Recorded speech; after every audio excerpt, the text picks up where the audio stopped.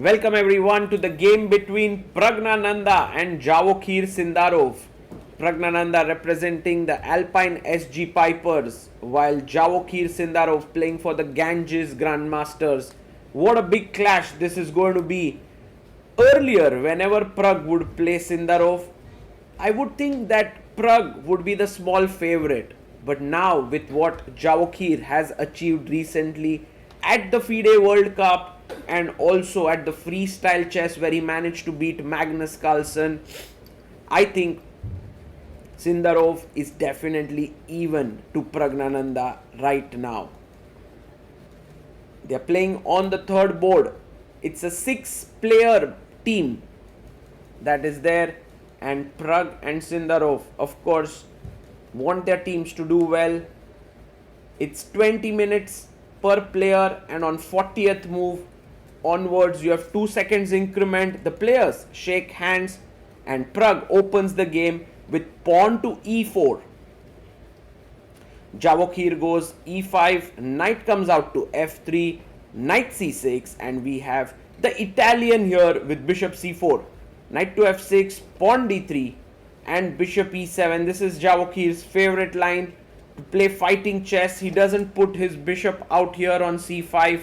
Black also castles, and now Pragg gets his knight to d2, pawn to d6, and now a3 played, just making a square for the bishop to drop back, h6, and pawn to b4.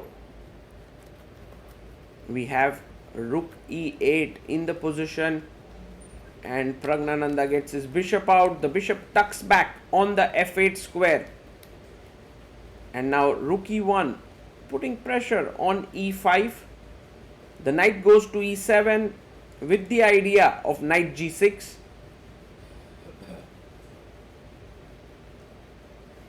And Pragg brings his knight to f1.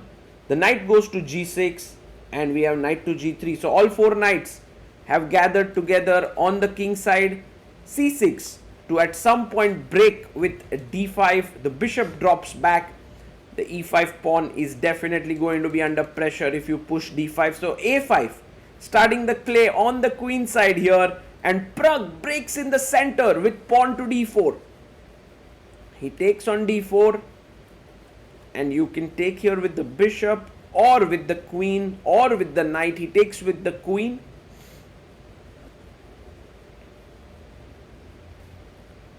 And we have bishop to g4, putting pressure on the knight on f3. And the knight goes to d2. The bishop drops back. And Pragg, wow, he keeps gaining more and more space. a4, a4. And he takes on a1. You can take with the rook, but also with the bishop. Pragg is trying to assess what's the best recapture. He takes with the rook, and now comes pawn to b5, putting pressure here. Takes, and Javokhir takes first on b3. Knight takes b3, cb5 played. Black has certain weaknesses in the position, but so are the white pawns a bit weak as well. Queen comes to d3, attacking the b5 pawn, and now d5 here is a great move for Javokhir. Let's see if he manages to find it. He plays it. He gets rid of his weakness. b4 is put under pressure. The game is petering out into equality. Rook d1. Knight jumps to f4. And now Pragg goes queen d2. He pushes his pawn to g5. Wow, this is risky chess by Sindarov. f3. And queen comes to b6, giving a check. He offers a trade of the queens. Sindarov takes it, knight takes d4, and now he takes on e4.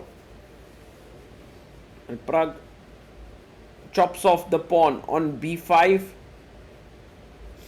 And now the rook comes to e6, defending the knight here that was hanging on f6. Knight to c7 played. The rook comes to c6. And bishop takes knight. He takes ef3. What a move this is. Because if you save the bishop here, then rook jumps in. So he goes bishop e5.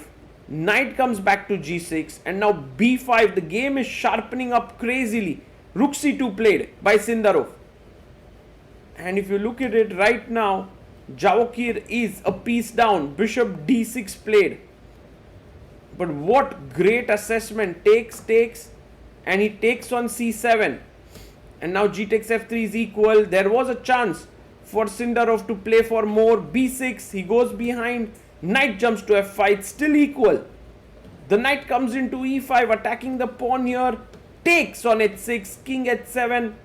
And he plays rook f6, defending as well as attacking. King g7 played, rook to f5. And this could end in a draw, but check. King up, knight g6. He needs to take on f7. King h6 taken, b7 check. And now Pragg thinking where to move his king. He goes back, king g1, a big mistake. Knight jumps into h4, and all of a sudden Javokhir is winning here.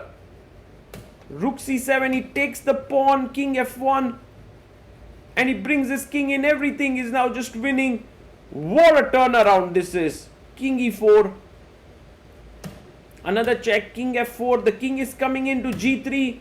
Rook c7, he moves in. It's a mate threatened here. Rook c2 played, and rook takes pawn. And Praggnanandhaa resigns. Javokhir Sindarov has won the game. It's absolutely incredible, the level of chess shown by the Uzbek grandmaster here. Praggnanandhaa is left thinking, where did he go wrong? Well, let's try to break down the critical moments of the game, because there were quite a few, and I think Sindarov just played an absolutely stunner, a banger of a game to beat Praggnanandhaa here. Let's join the position here. White took the pawn on b5, and the knight on f6 is hanging. So black defended the knight with rook e6, and now the knight jumped into c7, attacking the rook. So the rook has to move. Rook c6 would have been a normal move, and he played it.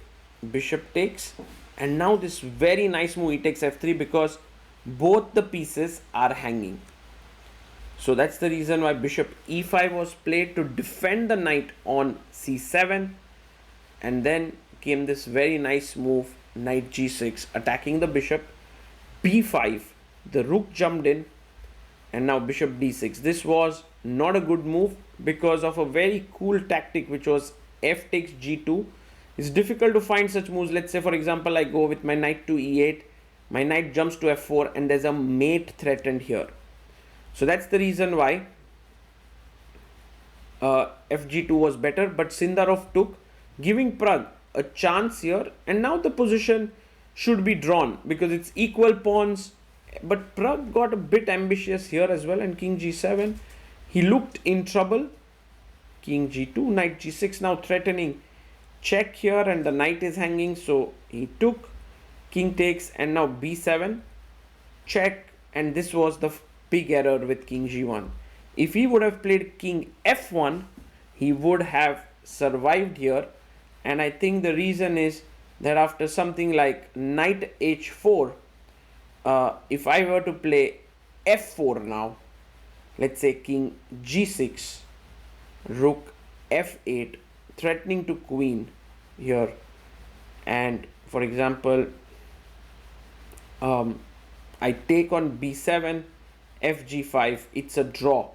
But in the game, if you look at it, he goes back king g1, and now knight h4, and now all of a sudden you want to go here, but the problem is I give a check, king has to move, and another check, king has to move, and g4, and the black pawn is moving towards becoming a queen.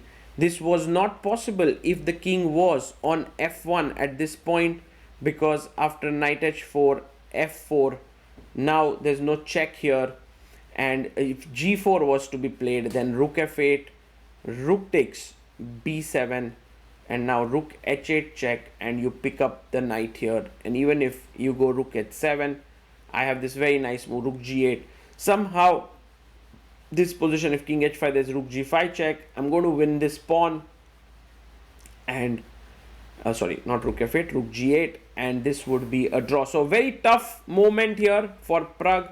He played a move, and then later on He found out that he was losing the entire house, and Sindarov scored a very, very clutch victory.